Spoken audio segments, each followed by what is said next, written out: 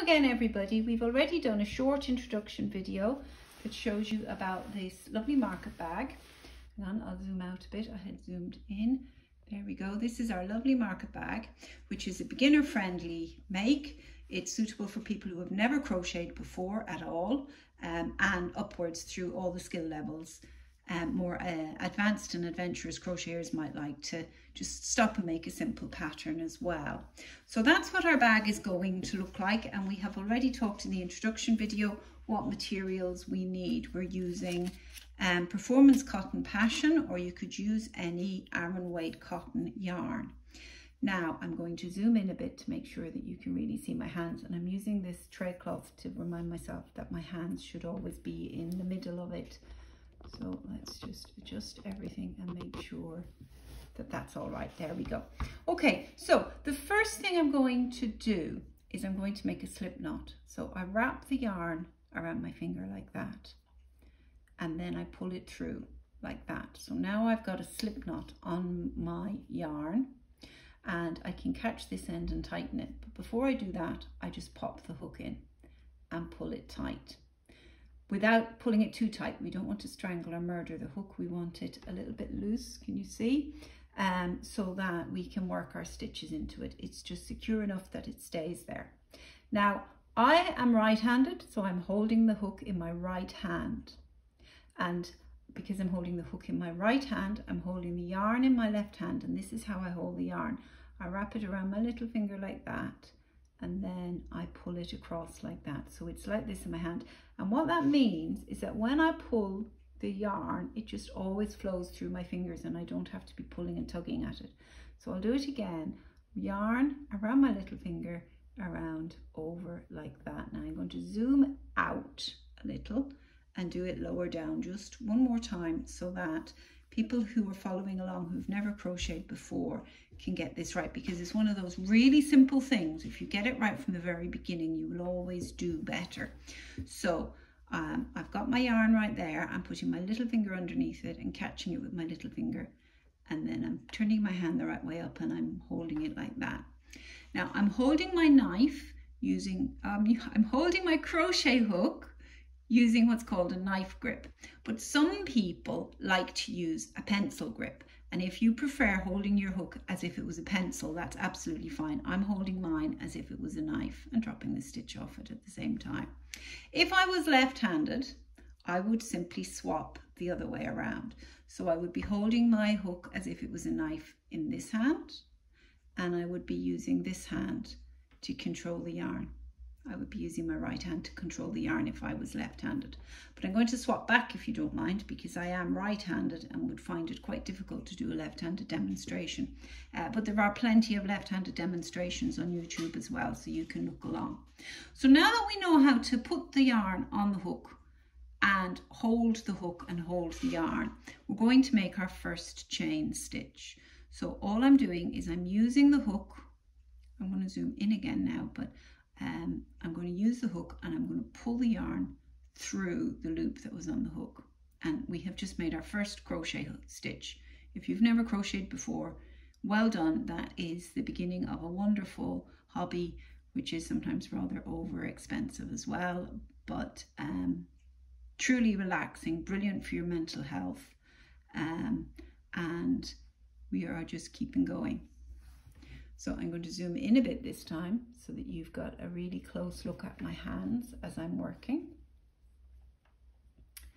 And I'm using the hook, I'm grabbing the yarn with it, turning the hook over so that it's being pulled through, and I'm pulling it through. Grabbing the yarn, pulling it over, and pulling it through.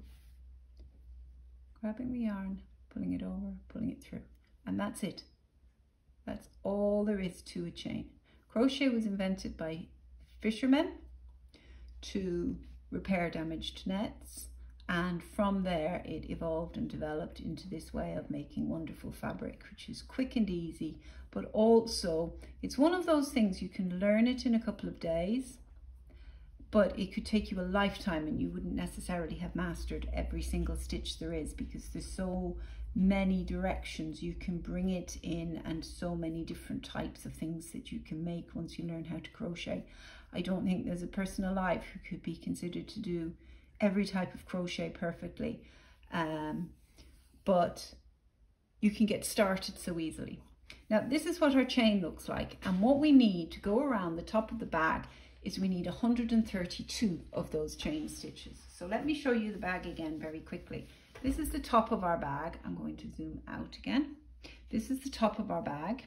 So it's quite long and it goes all the way around, and we're going to join at the end and go around in a circle, and we're going to go down from there. So we need quite a lot of stitches. We need 132. So we're going to keep going for quite a while with this chain. Some people find it easier and other people find it more challenging to keep count as they're making a long number like 132. So this is the first point at which these stitch markers might come into their own. So if you buy the pack, you've got the pack like this and they're all tied up together. So we're just going to take out our first stitch marker, and you might find it easier to use stitch markers as you make your 132, because that way you don't have to keep recounting from the beginning all over again. Because if you lose count on such a long number and then you don't know where you're at and you have to start from 1 every single time, it gets a bit tedious. So what we can do is pick a number that's easy, that we're not going to lose count on.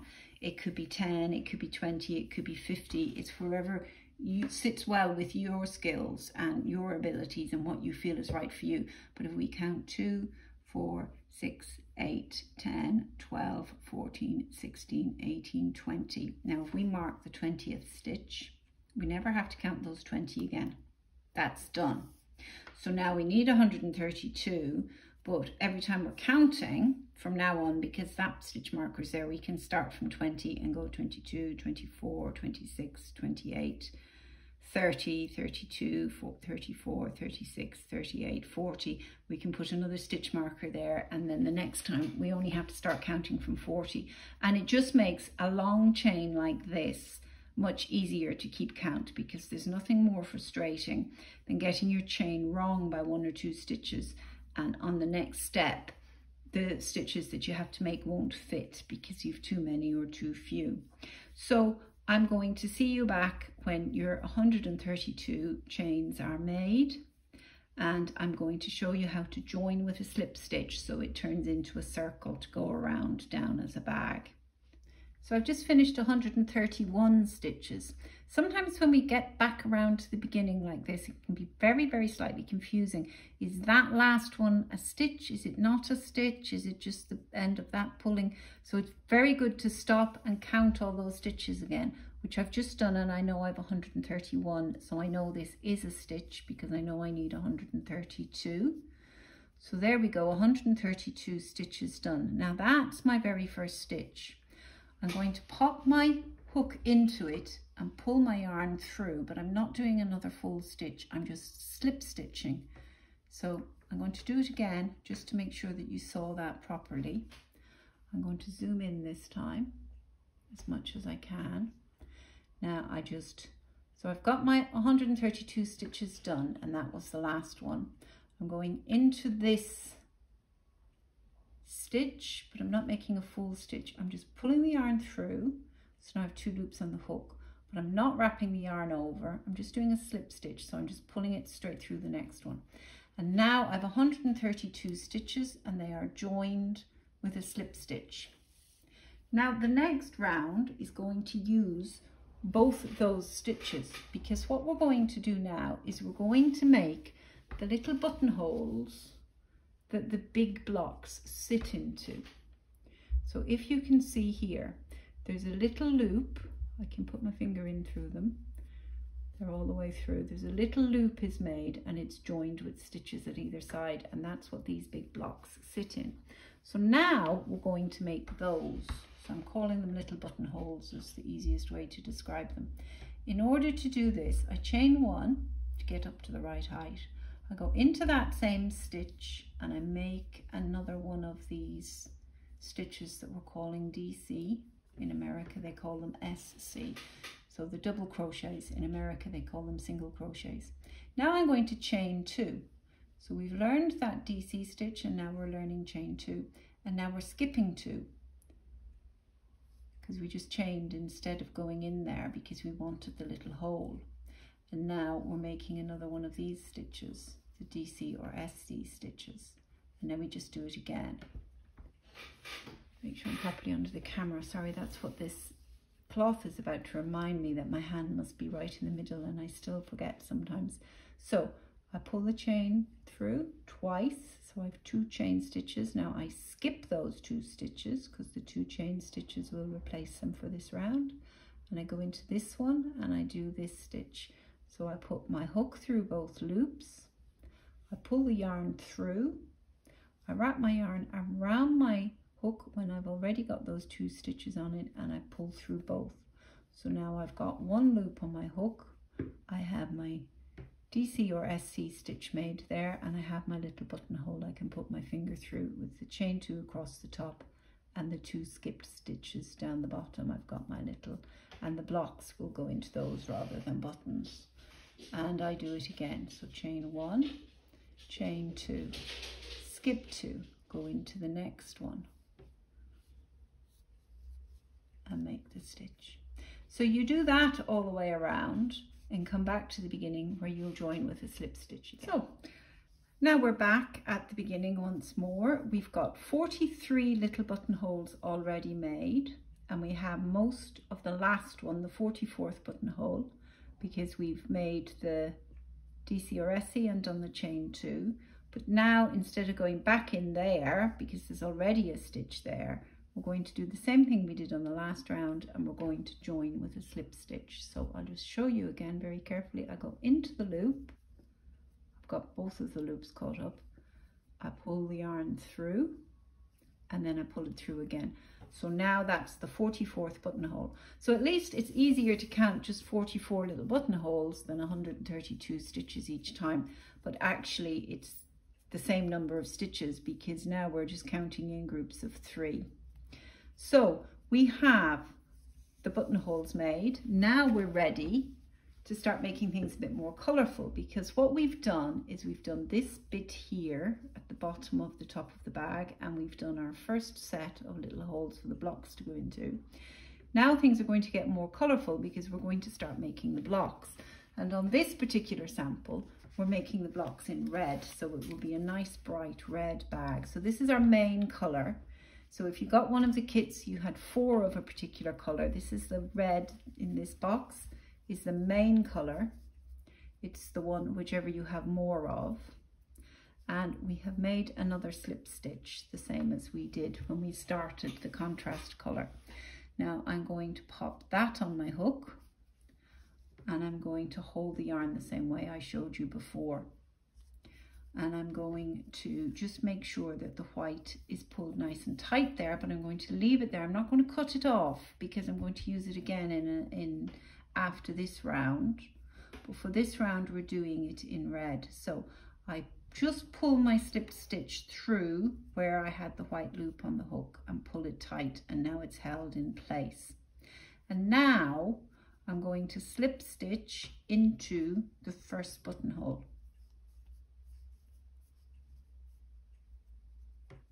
And sitting here over a table with my hands up makes me quite clumsy, and I go and drop stitches like that, which I wouldn't normally do, but there we go.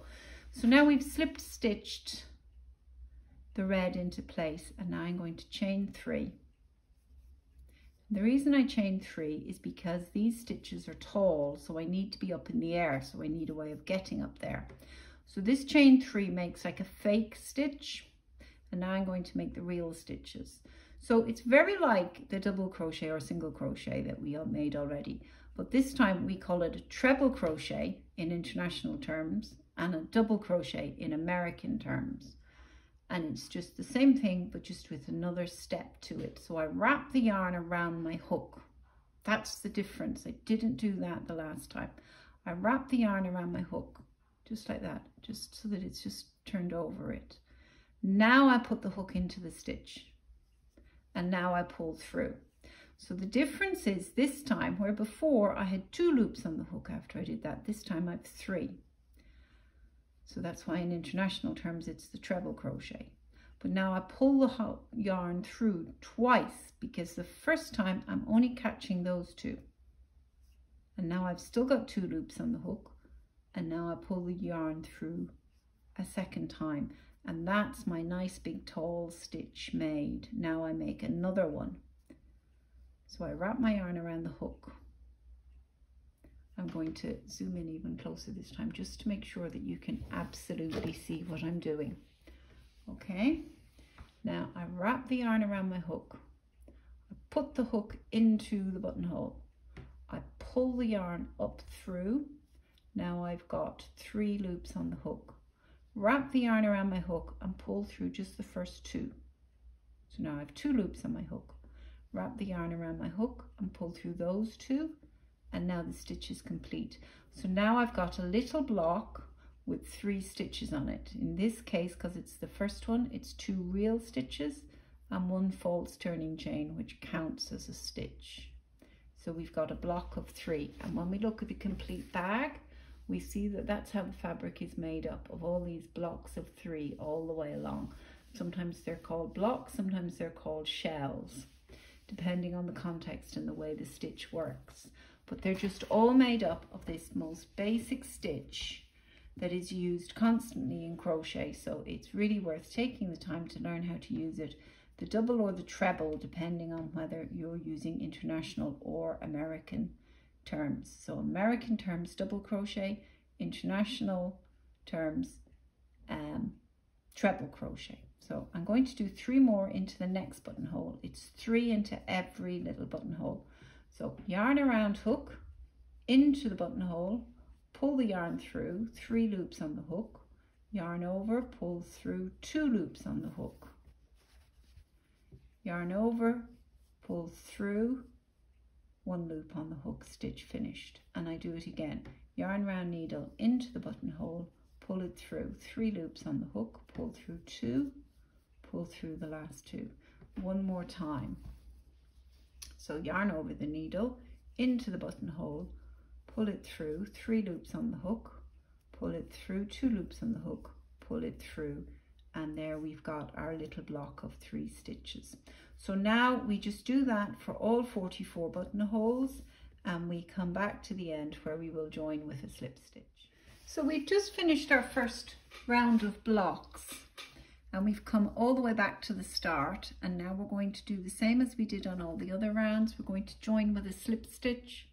So pull the hook, pull through, and then pull through again. Now we're going to let go of the red and go back to the white, which is here at the back. Remember, if we remember we didn't cut it off, we just left it hanging there. So now we're going back to this white and picking it up again, and we're making very careful sure that the strand runs up the back of the work, not the front, because we don't want those carried yarns coming through the front. So now we're going to do the same round with buttonholes that we did before on the last one, but this time it's just going to be the tiniest bit different because now we're working into the blocks. And for the first one, there's a very slight knack to it because we have to angle our hook backwards slightly to get in between the first and last block where we joined. So we pull it up through, and now we're making a proper DC stitch, not a slip stitch, so we pull the yarn through like that, and there is our block. Now we chain 2. Now we go into the middle of these 2 blocks, and now we chain 2, and now we go between the next 2 blocks, and we do this until we go around for all 44 of our blocks, just like that. So easy and relaxing once you get into the swing of it. Around and in. And what these are doing, they're setting us up so we can make our next blocks into those little buttonholes, and they'll vanish, and all we'll have is the little dots. So if we look at our sample again, and it's this pattern of blocks and dots. So we've made our first proper round of blocks, and now we're making our first proper round of dots. So we just go all the way around until we're back at the beginning and join with a slip stitch. So here we are back at the beginning. We've just done our 44th and joined with a slip stitch. So now once again, we're dropping our white, we're picking up our red, we're picking up our main color for our blocks, and we're doing the same thing again. So we join the red in, we slip stitch into the first buttonhole, we chain 3 to get a nice tall starting point, and we do 2 stitches in the first one because our chain 3 is a fake stitch, so it counts as a stitch, and then after that we do 3 into every block. And that's it. We keep going in this way. So this round is an exact repeat in every way of that round. The next round will be an exact repeat in every way of the last contrast color one that we just did. When we get to the very end of round 5, the beginning of round 6, your main color, if you're using 50-gram balls like this, thereabouts your main color will have run out. So keep going until you get to that point where your ball is about to run out, and if you want a bit of extra help with knowing how to attach the new ball, we'll come back to the instructions at that stage with about 6 of these rows of blocks complete, and I will see you there. So here we are. We've done our 6 rounds of the red blocks, and we're on to our 7th round of the red blocks. No, we're at the very end of the 6th one. We're on the 7th. The yarn has just run out. All we've got left is this piece here, which is still reasonably long. It's about enough for 1.5 blocks. So we stop at that point. If you've done any crochet at all, you're probably fast forwarding through this part because you probably just know how to attach a new ball of yarn.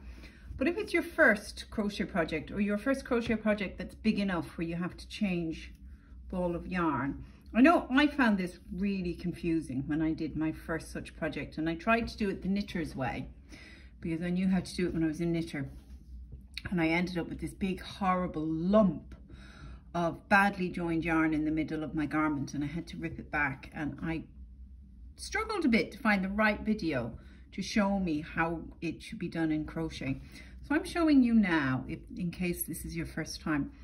I've taken the new yarn from the new ball, and I have put it along the back.